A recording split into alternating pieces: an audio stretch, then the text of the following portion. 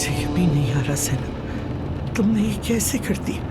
ये मेरे साथ तुमने क्या किया? मॉम कम रिएक्ट करें आप भी यार, अगर कोई देखेगा तो समझेगा जैसे ज़ैनब ने कत्ल कर दिया है। पहले तो किया है उसने, मुझे मार डाला है, बल्कि मौत से भी बदतर हाल कर दिया, लोगों की जबानों पर चर्चा बना दिया। हम तो पहले ही लोगों की जुबान पर थे, और उस मरियम चुड़ैल को तो वैसे ही मौके की जरूरत होती है दूसरों को बातें सुनाने के लिए।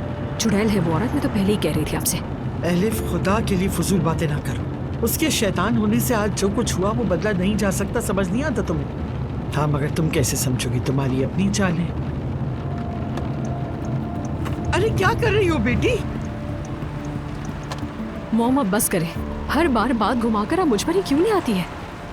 और आखिर आप इस सब चीजों से कब बाज आएंगी? हर चीज में मुझे ही कसूरवार ठहराकर क्या मिलता है आपको, बताएं मुझे। बस शुरू हो गई ना तुम्हारी बगावत, चीखना चिल्लाना।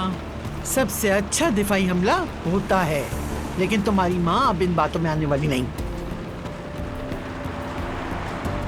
पहले तुम लोग जरा अपनी गलतियों का सामना करो, फिर अपनी माँ पर आवाज उठाना।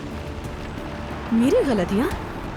यही तो मसला है कि जिन गलतियों का ठेका आपने इतने सालों से मेरे नाम पर लेकर रखा हुआ था ना मॉम, आज वही गलतियाँ आपकी वो मिसाली बेटी ज़ैनब कर रही है, जिससे आप दिन रात दुआएं दिया करती थी मेरे सामने। लेकिन चाहे कुछ भी हो जाए, आप हमेशा मुझे ही गलत समझेंगी हर चीज में।